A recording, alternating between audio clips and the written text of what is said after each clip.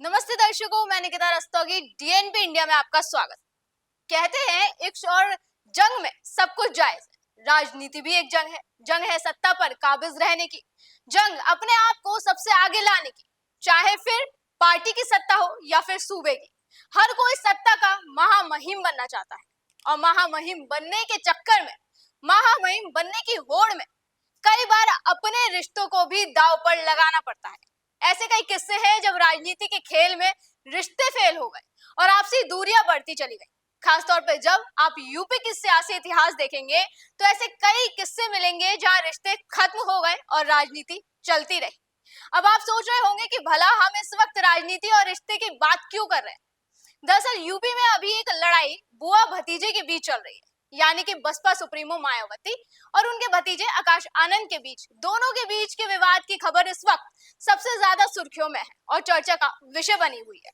जिस आकाश आनंद को मायावती अपना उत्तराधिकारी बनाने वाली थी, आज उसी आकाश आनंद को पार्टी से बेदखल कर दिया। और देखा जाए तो पार्टी से अपनों को बेदखल करने का किस्सा नया नहीं है, ये रीत लंबे समय से चलती आ रही है।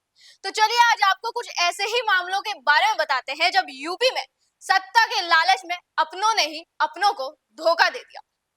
तो सबसे पहले बात करते हैं प्रदेश के सबसे चर्चित नोकझोंक के बारे में। यूपी की सियासत के किस्से जब भी सुनाए जाएंगे तब पिता पुत्र के बीच हुई नोकझोंक के भी चर्चे होंगे। हम बात कर रहे हैं अखिलेश यादव और उनके पिता मुलायम सिंह यादव के बारे में। पिता पुत्र की नोकझोंक तब सुर्खियों में आई जब समाजवादी पार्टी के कार्यक्रम में मंच पर ही अखिलेश यादव ने मुलायम सिंह यादव से माइक छीन लिया था, जिसका वीडियो उस वक्त खूब वायरल हुआ था। इस दौरान जब सपा नेता आशु मलिक ने अखिलेश के कंधे पर हाथ रखकर उन्हें रोका तो उनको भी सीएम ने धक्का दे दिया था। ये बात 24 अक्टूबर 2016 की है, जब राजनीतिक गलियारों से लेकर न्यूज चैनलों तक पूरे देश की नजर लखनऊ में सपा मुख्यालय में होने वाली सभा पर टिकी थी। लेकिन यहाँ जो हुआ उसकी किसी को भी उम्मीद नहीं थी।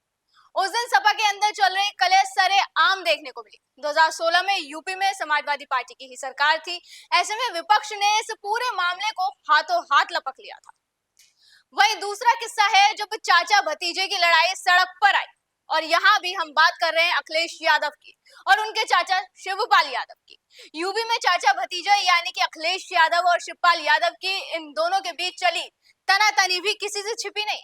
अखिलेश और शिवपाल के बीच हुई खटपट में दिवंगत नेता मुलायम सिंह यादव भी कूद गए थे। साल 2016 के सितंबर में जब चाचा भतीजे का झगड़ा सड़क तक आया तब मुलायम सिंह ने कहा भी था कि अखिलेश को शिवपाल ने पाला है। तब मुलायम सिंह यही बताने की कोशिश कर रहे थे कि दोनों का रिश्ता पुराना और मजबूत है। मुलायम सिंह ना तो चाचा भतीजे के रिश्ते को बचा सके और ना ही पार्टी को। जब मुलायम सिंह यादव ने अखिलेश को सीएम बनाने का फैसला किया तब शिवपाल ने मुलायम के इस प्रस्ताव का सख्त विरोध किया। मुलायम ने कैसे उन्हें मनाया और 4.5 साल कैसे सरकार में खींचतान चली, ये सब इतिहास है। जिसके बाद शिवपाल ने अपने एक अलग पार्टी बना ली जिसका नाम प्रगतिशील समाजवादी पार्टी लोहिया रखा गया।